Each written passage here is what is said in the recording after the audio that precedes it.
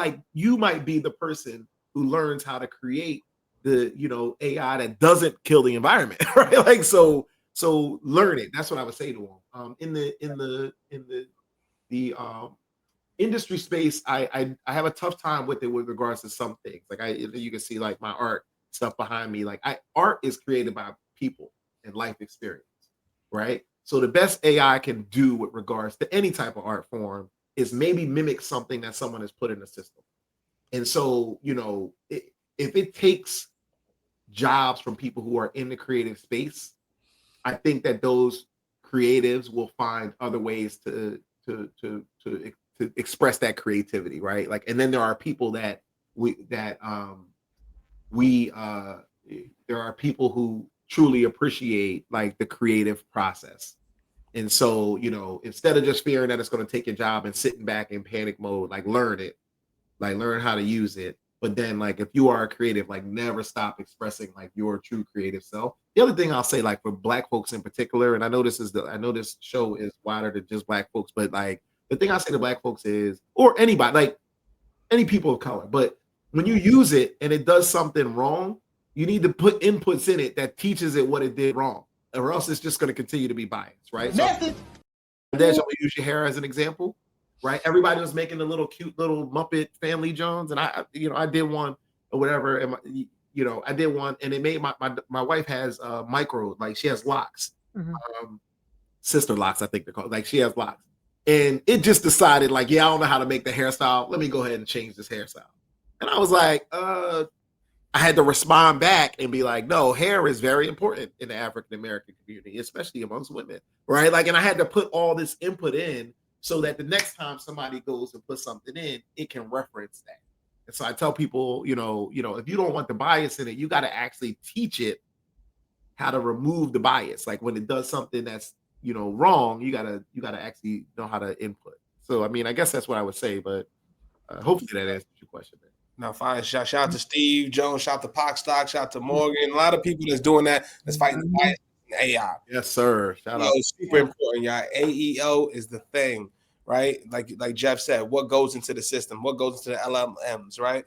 At the end of the day, right? You going into a website, you going to Google right now, you put something, you're not going to a website. You're going to the AI. Who validates the AI? Who is checking who is checking that information? Are you? We need to be checking it for ourselves, the community, the culture. Make sure we need to learn this shit or we're going to fall behind. Straight up. Mm-hmm. Okay, my next question. Because now it's perfect, working perfectly. I love when we're in a good flow. I want to know, like, we're in a good flow. What is something that like people often You took it too far. You took it in the flow. She in the flow. I interrupted you. Okay. What is something people misunderstand about you or the industry today? Ooh, me or the industry. Or you could do a little and or. I like it. Something people misunderstand about. I'll try to start with the industry first, because me, I'm a little bit of an open book. But I think one thing that people misunderstand about the industry is those who are perfect example.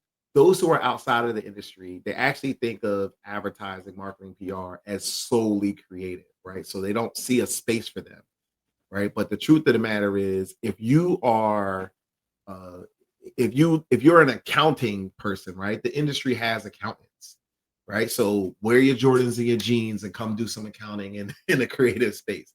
If you are a lawyer, right? They need lawyers. Right. So, also, by the way, if you just love math, well, data and analytics is the spot to be. Right. So I don't think so. One of the things we don't do well as an industry, we put a lot of focus on the creative only. Meanwhile, there's this entire ecosystem within the industry that most people, especially the people that are missing from the industry, don't know exists. They don't know what media, they don't know what paid media is. They don't know about media sales. Right? They don't know that, you can have a phenomenal career and have a lot of fun while you're doing it. There's so many other things other than just the person that makes the ad. And in fact, making the ad, like creating the ad, is only part of the story, right? You can make a phenomenal looking piece of creative, and if it's in the wrong place, it does no good. And so you got to understand there are people that need to understand how people think, right? Where these things should go, what time they need to show up there, what are the tensions of consumers. There's all these other pieces of the business that a lot of people don't understand. And I'm not gonna put it on them, I'm gonna put it on the industry. It's because we don't put that stuff in front of them. We don't give them access or exposure to that information. And that was kind of part of why I had built out the Breaking Media program that I mentioned before. Something people don't understand about me. That's an interesting one. Right. Yeah, what you say? I like it. I like it. It's different. I like it. That's an interesting question. I don't really know. I don't know. I might have to ask some friends that question. Like, what's something you don't understand about me? But I'm kind of an open book. People ask me questions, and I'm like, oh yeah, this is what I'm thinking, or this is what I'm doing, and here's why I'm doing it. I try to, I try to learn and share stuff like when I learn it. Well, shit. So, What was the most difficult thing you overcame as a Black leader? most difficult thing I've overcome.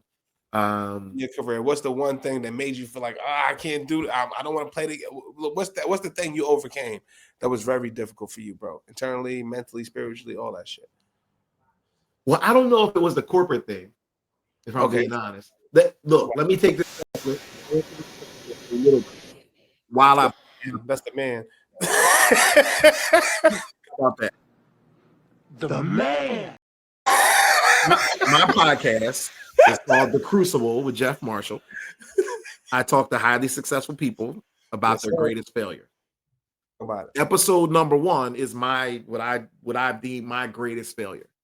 What I found is that, a lot of times when we talk to successful people, we talk to them all about the successes, and really where the growth is in the stumble. And so to your question, my stumble actually happened like while I was in law school.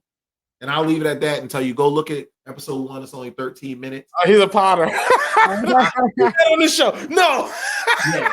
So that's why I also said you see the plug. The plug was great. It was. I love the plug. Look, you always be marketing, right? Y'all know always be marketing. But I Always. also that's why I was like, look, y'all get 1 episode from me, and I get 3 from y'all, because that's 3 different stories I want to know, right? Like, that's 3 different stories people have to hear. So, but yeah, that's Okay. I Before think I would say that's the biggest thing I've overcome. Everything else after that has paled by comparison. Once I got through that whole situation, I was like, I can get through anything. Okay. Before we go further, we got a lot of Instagram comments, so we want to make sure we get our Instagram comments on. Brother Graham said the question Brother Graham is on. He said the question becomes, which bias are you more comfortable with, right? The human to human bias or the human through technology bias?